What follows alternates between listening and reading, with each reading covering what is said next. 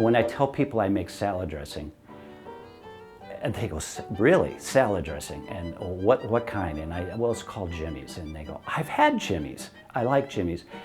That's very gratifying for me. I'm Tom Slyden with Jimmy's Salad Dressings. My dad actually grew up in Stewartville and spent his whole life here. My mom came as a young adult and actually worked for her aunt, who at that time was the owner of the Fish House restaurant. And my dad was a butcher and opened up one of the first drive-ins back in the late 50s, and it was called Jim's Drive-In. It was a very small, I think he told me it was a 12 by 12 building. So that's really how he got started working on recipes of his own and discovered that he had a flair for it. When he sold the drive-in and was approached about buying the Fish House and decided that that was the direction they wanted to go, he became more and more creative in the kitchen and found that he was good at it. And so he started tinkering around with recipes for salad dressings and different sauces and batters. The first salad dressing that he came up with on his own was a Thousand Island dressing, which everybody knows Thousand Island dressing, but he put his spin on it. Kind of funny when he tells me his story. It was a late night and had a couple of his buddies over, and they were sitting around probably having some adult beverages. And once they came up with this recipe, he was just experimenting, and our day cook, who he greatly appreciated, her name was Cora Kidd, and she was wonderful. Everything that Cora made was outstanding. We lived in an apartment at the time above the restaurant, and he came down and the next morning, and she said, "Did you write that recipe down for that salad dressing you made last night?" And he said, "Well, yeah, actually it's right here." She goes, "Don't change a thing." And that's how the Thousand Island dressing was created. After a handful of years going by there and people telling him, "This is really, really good, we'd love to take some home," he had the aha moment and decided that what if we put it in jars and just sold it at the front counter. Based on the success of the Thousand Island, he started to graduate a little more and tinker some more. So he came up with 4 core dressings. He had a Thousand Island, a blue cheese, a French dressing, and then of course, being that it was the Fish House, he had a tartar sauce. He started throwing a few cases in the back of the station wagon and venturing out to grocery stores in the area. And that's really essentially how Fish House dressing was born. In the late 80s, early 90s, at the time I was running a tavern, and I always knew, had been told by people since I was a young child really, that I was always proud of my dad's salad dressings, and people were always telling me how good they were.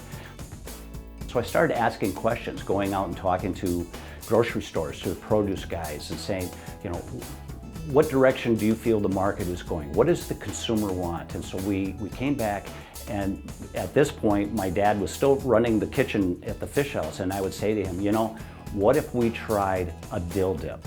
What if we tried a coleslaw dressing? What if we tried this?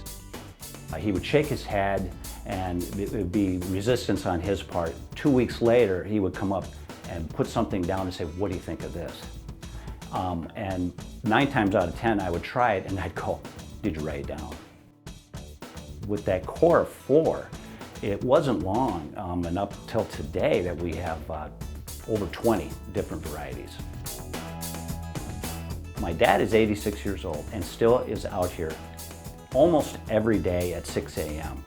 My oldest son is just graduating from college in the near future, and he has expressed an interest to me about the family business.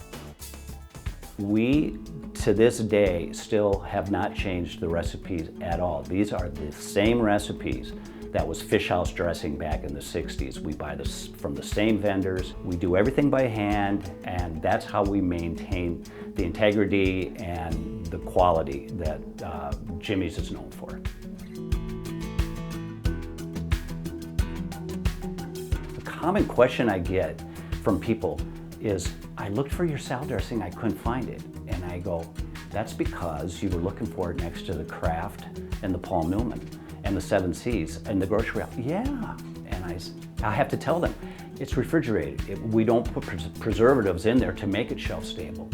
So our products are marketed in the produce department, and that's where you're going to find them. In the refrigerated section, I always sell them by the fresh stuff. That's where you're going to find Jimmy's. We try to buy local whenever possible, and some of the products that we buy are fresh. Fresh onions, fresh garlic, believe it or not, potatoes, parsley, and these are things that we have to buy, that they have to be bought fresh. It's amazing to me the people that come in and say, I could save time, we could be more efficient by using freeze-dried this and freeze-dried that, and I just say, it won't be the same. Thank you, but no thank you. The next things down the road for Jimmy's is we want to be able to offer healthier products. And not that our products aren't healthy in moderation, but we're looking at the younger demographic. With 2 young adult sons now, I'm becoming more and more aware of what younger people want. So we're looking at that with a lot of excitement. It's not what most people would think. If you look at us on the shelf, the analogy I always use is, the good news is we look like the big guys. The bad news is we look like the big guys. So our packaging doesn't necessarily tell the story of who we are. This is a small Minnesota family-run company, and it's like a family here. The crew that bottles and works here in production every day is a team of 12 people. We make one product each day by the same people.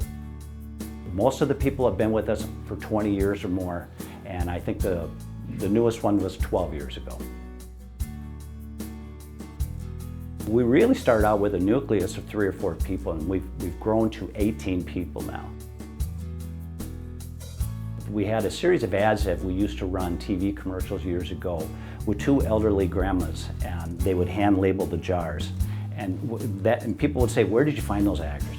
And I'd say, that's the real deal. You could stop by any time.